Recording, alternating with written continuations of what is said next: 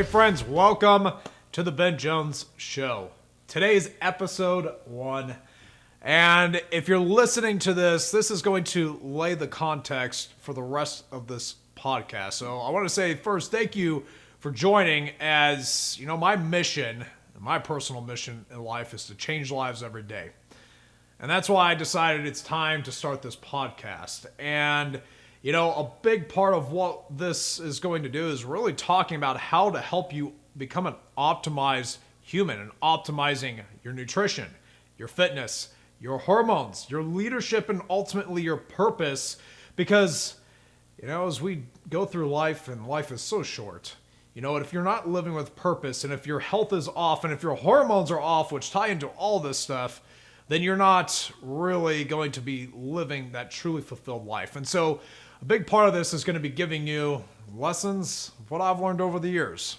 You know, I decided that it's time to start taking some of these lessons forward and giving this to the world, that it will be able to make an impact in your life. Now, first, if we haven't met, my name is Ben Jones. I'm an Army veteran, having served in Iraq. I am certified as a personal trainer, multiple certifications, went to college to be a dietitian, receiving my degree in nutrition and dietetics, and further becoming a hormone optimization specialist. And I'm also the owner of 8 Fit Body Bootcamp personal training studios, where we have helped over 7,000 clients lose over 150,000 pounds at the time of this recording.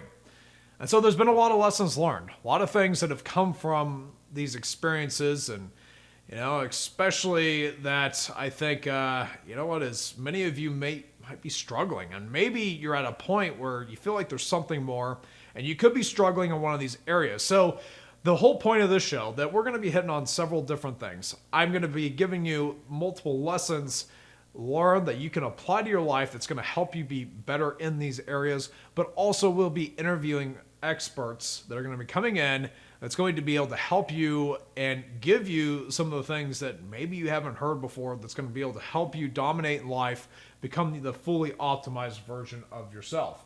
But first, I think it's important you get to know me, my backstory, where this came from. And, you know, regardless of whether you are somebody that's already super fit, or maybe fitness is kind of a foreign thing for you and you just are wanting more. Maybe you're someone that is wanting to grow in your leadership, or maybe it's pursuing a business or entrepreneurship, you know, or maybe it's improving something in relationships, or just something in your life.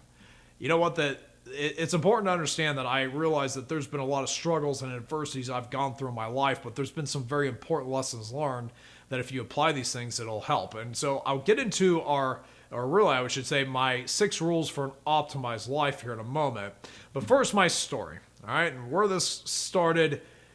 And it started early on as an overweight elementary school kid, you know, that I was not happy with where I was at, you know, because a lot of my journey, what I'm about to tell you, came from fitness. And so it's important to understand that it started with fitness and being an overweight, chunky kid, and deciding that it was my 8th grade summer. I didn't like where I was. I was going to make a change. And over that period, I started learning more about exercise, fitness, lost 30 pounds. Fast forward, ended up getting my first personal training certification as soon as I graduated from high school.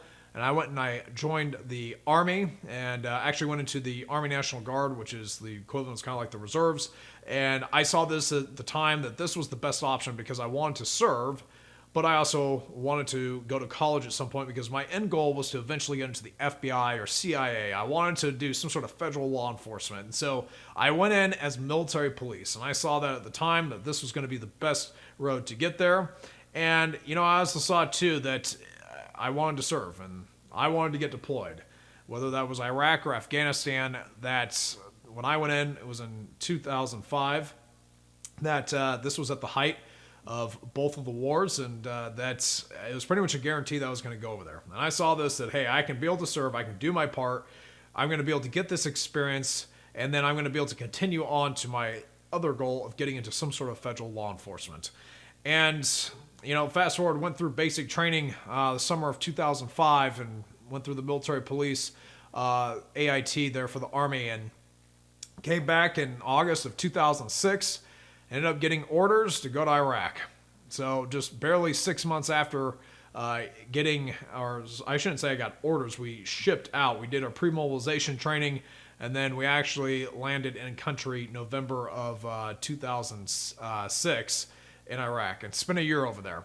And that was a truly life-changing experience. And I will get into some of the things that happened there a little bit later in the episodes. But, some of the big things that I saw from this was, first that it was part of something so much bigger than myself. It was so much bigger than what I was doing as an individual.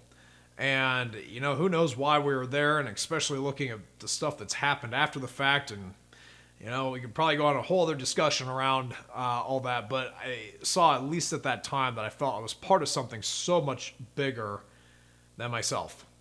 And it ties back to really my personal mission is to change lives every day.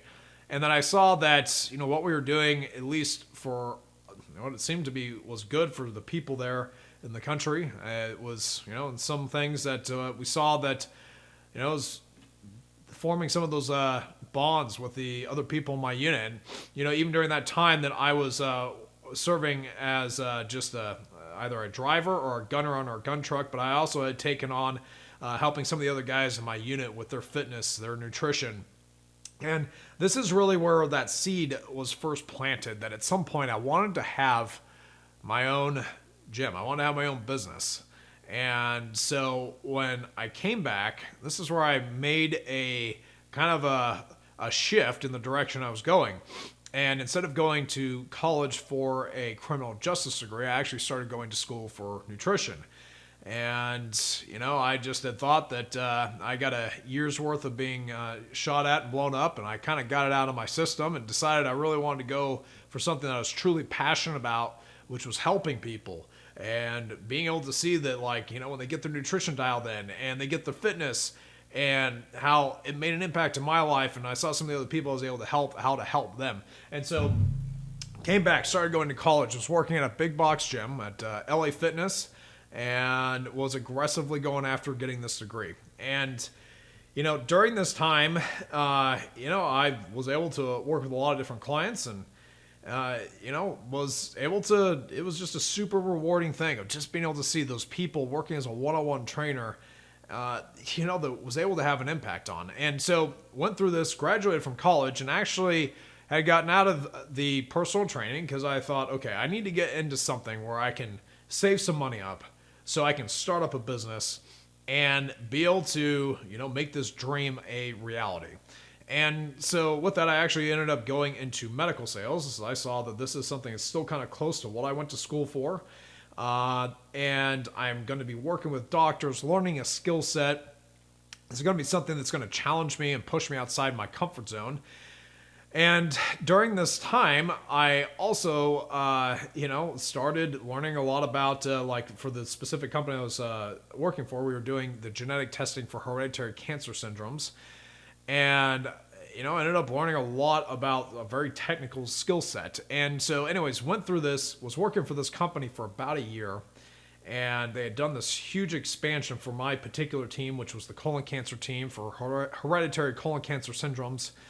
And they did this huge expansion, and about a year later said, hey, guess what? There's been a buyout, and we're changing direction. And either you will need to move out of state to take, to stay with the company, or you're going to have to find a different job.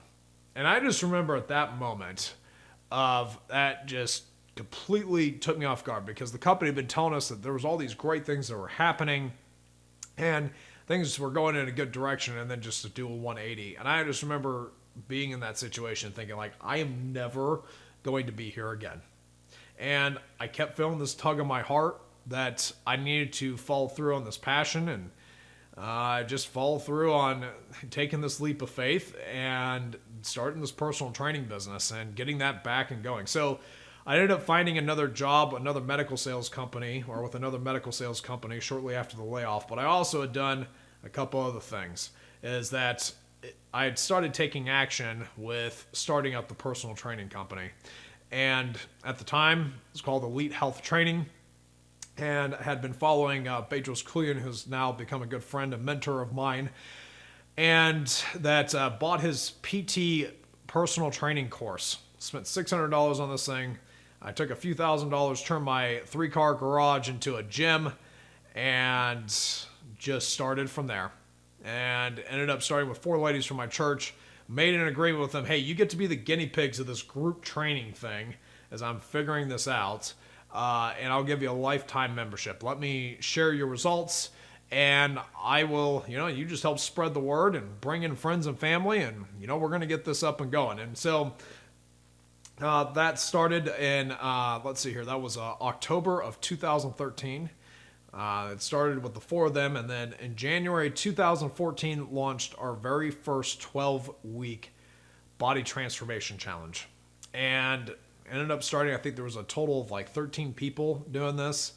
And the overall winner, his name's Jeff, he ended up losing 50 pounds in the first 12 weeks, which was incredible. And you know what? During this time, I also saw that Bedros and his fitness franchise, which is Fit Body Bootcamp, they were doing a special for veterans, and decided it was time to jump in and start up the Fit Body Bootcamp. And I saw that, like, why sit here and try to reinvent the wheel? And I decided I'm going to go through this, and I'm going to start up the business. And you know what? That's where I made the switch from my brand of elite health training to Fit Body Bootcamp. And we opened up the first location in January. All right. But I'm telling you all this because another big part of this is, like, since then, of being able to now open 8 locations, have worked with over 7,000 clients and helped them lose over 150,000 pounds. But another big thing that I've seen, and especially that came from my time when I was overseas, that's also been plaguing a lot of our clients, it really is a big part of this podcast and the high-level optimized hormone coaching program that I'm also doing for a select few clients, is that when I got back from overseas, I started feeling like something was off. And I started, just thinking, man, I felt tired, just some anxiety, depression. I was, my workouts, I was working hard. Going to the gym 5 days a week. Mind you, I'm working as a trainer at this time, going to school to be a dietitian. So nutrition and fitness is dialed in, and just was not seeing the results that I thought I should. And just something just seemed off. And went to the VA, got my blood work done, and came back and found that my testosterone levels were of that of an 80-year-old man. And went through this whole workup with the endocrinology department and met with multiple doctors over the course of a couple months of all these tests. And their basically story that they came back and said is like, your testosterone levels are abnormally low. We have no idea why, but we can put you onto testosterone replacement therapy for the rest of your life. And I was 22. I thought, this is unacceptable. That's not happening. And so that's what's really led to this journey, and part of the reason of why I'm doing this now is because hormones have such a huge impact on your life. And just everything else, and as I'll get into the 6 rules for an optimized life, your health being a big part of that. But if your hormones specifically are off, and if those are not optimized, it's not going to matter. You're going to still feel horrible. You're still not going to feel good. And so that journey took me through this whole way of basically how to naturally optimize your body with nutrition and exercise and hormones to get your levels up. And then if you do have to go through and do hormone replacement therapy, of what are the ways that is really most doctors are not talking about, and through the select doctors that I partner with on this, that is going to be really some of the cutting edge therapies on how to do this so you're truly feeling amazing and transforming your life. Okay, so I think as we dive into that, though, that's going to give you a big context of that's my story and where this is coming from. But I think it's also important that, you understand that while I'm going to be giving you some lessons, that there's also going to be a lot of subject matter experts that I'm bringing into this podcast that we're going to be interviewing, talking through different things to be able to give you high-level tactics for not only optimizing your hormones, your fitness, nutrition, but performance as a human, but your leadership, and I think really the areas that are super important, which ties back to really the foundation of this podcast, it's episode 1 is right here, is really my 6 rules for life. Because every episode in the podcast is going to tie back to one of these areas. And so let me jump into it. And if you have something to take notes with, this is a good time to be able to do that.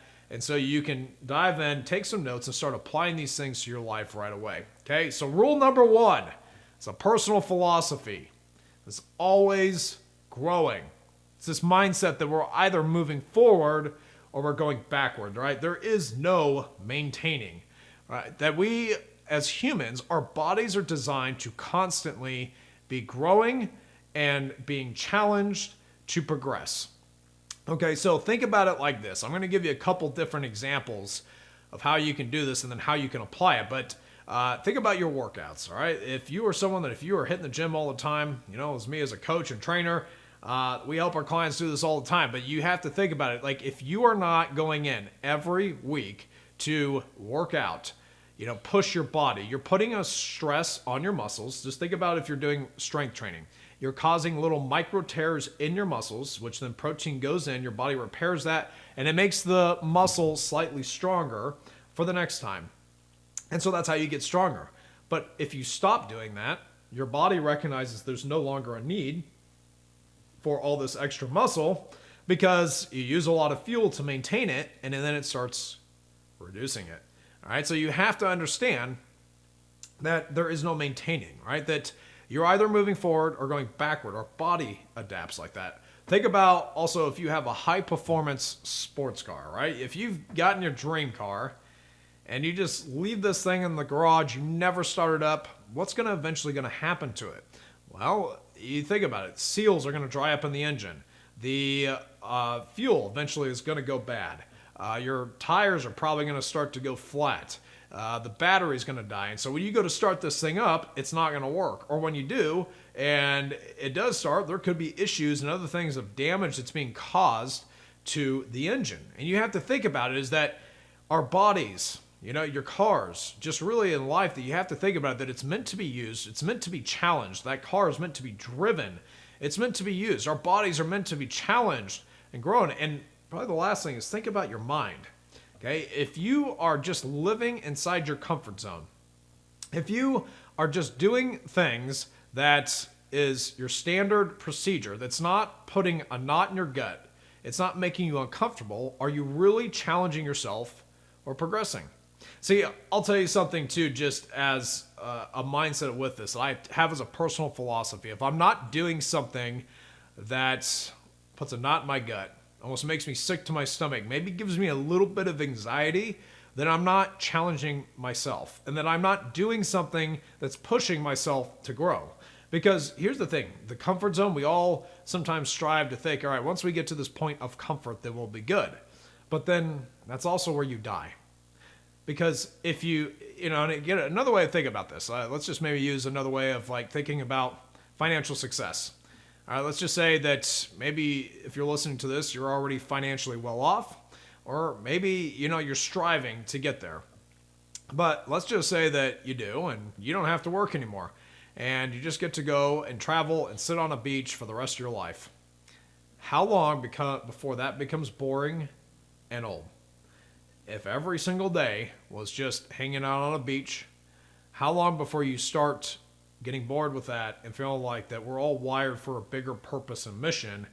And while it's super important to absolutely take time to rest, but if that was your entire life, are you really making an impact? And so I think with that, of having that mindset first and foremost is always growing. And the big lesson from this and everything you do in your workouts, I know not my workouts, all right, am I grabbing that heavier weight that kind of gives me a little bit of anxiety? Like, man, okay, can I do this? Okay, am I challenging myself by going a little bit longer, a little bit faster?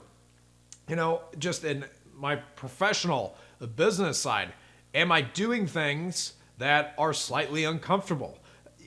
Like in every single area of having that mindset of do things where you're always growing, okay? So that goes to point number 2, is embrace adversity. And I think the big thing with this is really, you can kind of go into this, really, do you have a victim or a victor mindset? And so the victim has the mindset that when bad things happen of why is this happening to me? This is not fair. Why is God doing this to me? I can't believe this is happening. I am so unlucky. My boss is a jerk, or I don't understand why people think this way about me. Do you point the finger or do you look at yourself? And so the victor mentality is, let's take this same thing. A bad thing is happening. Okay, how can I get better? Yes, this sucks right now, but how can I get better and learn from this? What is the lesson in this? All right, my boss is a jerk. How can I, what's the point? Do I need to be having some tough conversations with him? Maybe your marriage is on the rocks. Are you having those difficult conversations to be able to, resolve things, or are you avoiding issues? Do you look at every single challenge as is this feedback of how you can improve? Instead of pointing a finger, is looking into this mindset that every challenging thing in life that happens, what lesson can I get from this? And I tell you this from experience, because I'm telling you that this has been one of the things that has helped me, especially through my time in the military, entrepreneurship, owning multiple businesses, that you will go insane if you don't think like this. And I think it really comes back to embracing adversity, is you have to find purpose and hope in the struggle. Just like a hard workout that makes you feel like you're going to throw up and you're super sore and you can't move for a week afterwards. Well, you know what? You're going to get stronger for that and you're going to be better equipped for the next workout. In life, I'll give an example of some things that I am dealing with at the time of this recording. We are getting sued by one of our businesses because of somebody that is looking for, they claim that they got injured. All right. Well, hey, let's see. We'll see how this rolls out. You know what? Me personally, there's been 4 people that I've known. My grandfather being one of them that has passed away within the past year. And, there's been just multiple things that have happened in life where sometimes I have felt like it's just been one bomb after another. We had some issues when we were relocating one of our Fit Body Bootcamp locations this past year, where it was just an absolute catastrophe and ended up having to shut the location down for 6 months. But, here's the thing that I look at with every single one of these things, and this is the point I want you to take with this, is that what is the purpose and lesson in this? What am I going to get out of this, and what good could come from this? Some of these things I don't know yet. One of the things, though, that as we're going through some of these scenarios, even this whole location move is actually something that, I can't get into some of the details because we're having to get attorneys involved with it, but it could actually work out in our favor because, basically, long story short, the landlord made a major mistake. And so I'm telling you this because it was super stressful at the time and it caused issues, but I'm seeing that this could really work out in our benefit. And do you look at life in that mindset? Do you look at challenging things and you embrace the adversity and know how can I get better and how can I improve with that? Okay, so that takes me to point number 3. Average is failing. And really to think about it like this. Do you have an employee mindset or do you have an owner mindset? And this doesn't go just for work, but this goes for life. So an employee thinks they're going to check in and they're going to punch a clock. They're going to show up at 9 a.m. and they're going to check out at 5 p.m. They're going to do, what they need to so they don't get fired. They can still go and collect a paycheck and then they're done. And then you better not bother them when the work, if something comes up after those hours. Now, an owner mindset is, all right, it does not matter what needs to get done. I'm going to get it done. If there's a problem, I'm jumping in. When that phone call comes in at 8 o'clock at night, hey, what's going on? How do we resolve this? How do we make it happen? Do you take that in every area of your life? Because here's the other thing, and that really ties back to this, is average. All right, let's look at some other things that are average. All right, that the average American is overweight. Over 70% of the country is overweight. 40% is obese. That's average. Okay? What's not average is being fit. It's maybe even having a six-pack or abs. That's less than 1% of the population. Okay, so What about you hear about the top 1% of wealth? Well, you know what? Anybody can achieve that, especially if you live in America. It is still the land of opportunity. We still live in the greatest country in the world. But are you willing to put in the first time to learn how to do it? Because I'm also going to tell you something else, that if you look at the wealthiest people in this world, they're not putting their money into 401ks. All right. And the other thing is learning what are the strategies on how to develop that. And then are you putting in the blood, sweat, tears, time, and effort to get there? But most average people are not. Okay. So just remember, in taking this mindset of anything that you want to do, average is failing. What I look at, if average is the norm and this is what the herd is doing, how can I do the opposite? All right. I want to look at the people that have done great things, that have had a huge impact, and how can I follow them and model what I'm doing to model what they're doing, right? How can I learn from the best of the best and be able to, continue to make an impact? And this really ties back to me for some of the biggest things that I see is that, you know what? Do you want to live a life of mediocrity where there's always that tug on your heart feeling like there's something missing, there's something you could be doing more? Because you know what? Life goes by fast. And at the end of your life, are you going to look back with regrets and wonder what if? Or are you going to see that you did everything you possibly could? Maybe you had some failures along the way, but you know what? There's never that question of what could have been. And I think that's something that I strive for. All right. And so number 4, okay, is being servant leaders. And so this really ties back to, again, what I was just saying. At the end of your life, what's the legacy that you're going to leave? And how do you serve people around you? And how do you focus on making your life about leaving an impact in others? Or do you just simply strive for yourself? And again, part of this has come from my own personal journey of certain things, of being able to accomplish goals. That every time, maybe it was graduating from basic training, it was getting home from Iraq, it was getting my bachelor's degree. I remember buying my first house, starting my first business, when ended up getting my first rental property, even to now then opening up multiple locations. That there was this feeling of accomplishment, and then there was always the, okay, that's great, now what? And every time that I've hit some sort of goal that I've set, I've seen that, you know what, that feeling is fleeting, it does not last. But what's the bigger impact? And that's really what's the impact that I am leaving in other people's lives. And so I think that's really where this comes from, is to be a servant leader, is that, you look at people that have been extremely successful. I want to say, I think it was one of the books is Ray Dalio wrote by, I think it's called Principles, and just talks about this. And even Tony Robbins, talking about with some of the stuff he's done, that the truly fulfilling thing, that when you have accomplished so much, and it doesn't matter how much you have, because there are people that are extremely wealthy that are extremely depressed. And that's why you hear about some of these celebrity suicides and drug overdoses, right? It's that they're trying to fill a void that money cannot buy. And that's really where this principle comes from, is to be a servant leader, is what are you doing to serve others? Because at the end of your life, and what Ray Dalio, Tony Robbins, and others that have been super successful have found, is that the single most rewarding and fulfilling thing that you could ever do is leaving an impact and doing something for someone that they could never repay you for. Is when somebody comes up and says, thank you, you've changed my life. That is one of the most rewarding things. And I think for me personally, that's a big part of why the coaching programs exist.